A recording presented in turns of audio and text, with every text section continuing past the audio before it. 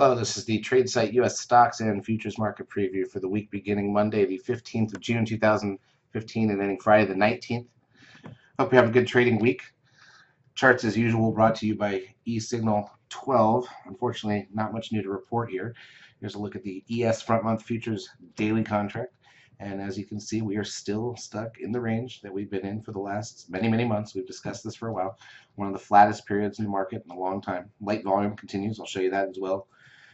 And we are very near this blue line. That's the 2062.50. That's basically the magnet number that the market keeps addressing ever since Thanksgiving week, essentially. So we've been here now for over half a year, and not strayed far in either direction. Maybe 40 points max from either side.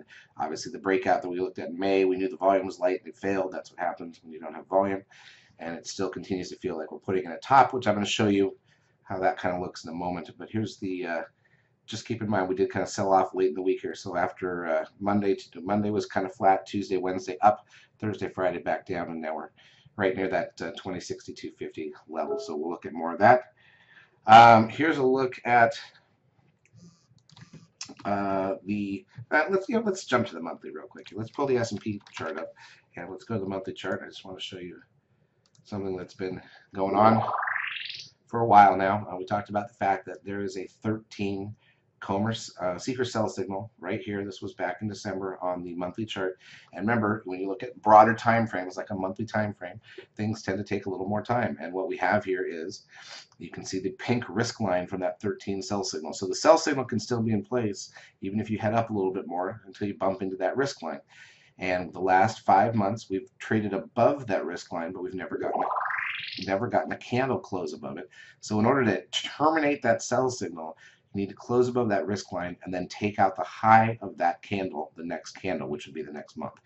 Here we are halfway through June, we're still just under it. So this is what I continue to focus on, which is that, in generally speaking, it feels like the market is stalling out. There's a sell signal in place, but tops do take time, and the volume's not there right now.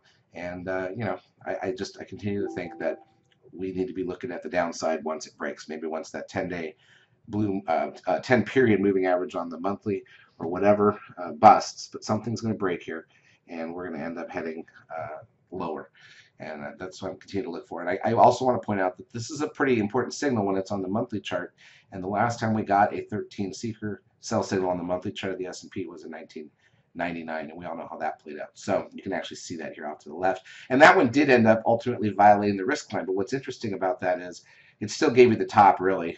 We violated the risk line, and you can see it took almost a full year after that 13 signal before we really rolled. So we're 8 months after it now, and I continue to warn people about this. Hopefully somebody's listening, because once you do start to roll, trading will get good again, but you don't want to be on the wrong side of that.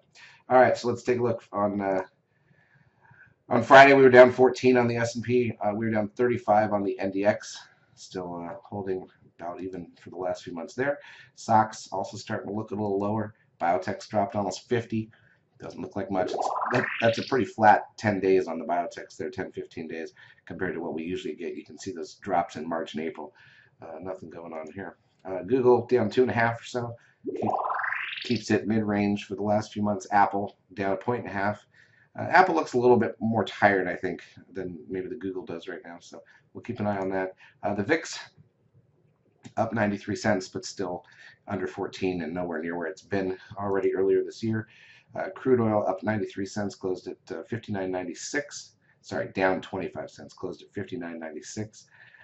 Gold was up 6 points and change. We have the TRIN, actually a big jump. TRIN closed at 1.89. That's a huge close on Friday for the TRIN. Remember, we did have contract roll though this week, so that can have an impact on the activity in the market. And then moving average is 1.06 there. And then one more look at volume, and this was the disappointing thing, but we warned everybody about this. Every day has basically been all year 1.4 or so, and we had a volume of only 1.3 billion shares on the NASDAQ on Friday. Now that was because not only is it a Friday, but it was the quarterly contract roll. And that usually, as we warned, leads to less trading. The big players stay out while the market kind of adjusts to the new contract. And so we did have a weak number. That's weaker than we usually get, but since volume has been so late, we kind of figured. So this is a day we kind of tried to stay away from doing too much. But that's done now. We're past the quarterly contract roll, and we can just get back hopefully on track with something this week. We do have some things going on, so let's talk about that next. We've got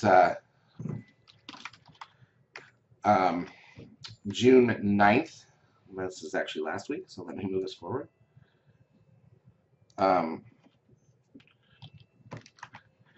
Sorry, June 15th is where this week begins. So that's the Monday.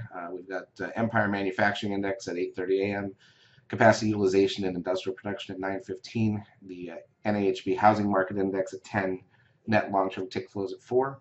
Tuesday, Housing Starts and Building Permits. Wednesday, MBA Mortgage Index and crude oil inventories. But we have a 2-day Fed meeting Tuesday and Wednesday, so that's going to slow us down there a little bit until we get the announcement at 2 p.m. on Wednesday.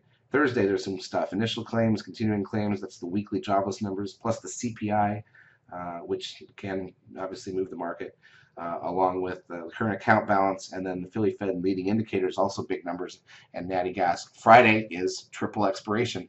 So what do we have to really look at this week? We're past the contract roll, which means things can get back to normal.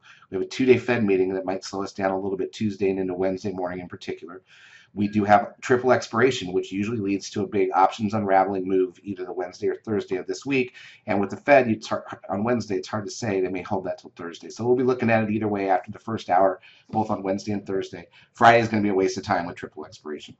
We'll be in the lab helping you make money. Charts, as usual, brought to you by eSignal. As we said, if you do like these videos, please like us on YouTube. It does help us out. Have a great trading week.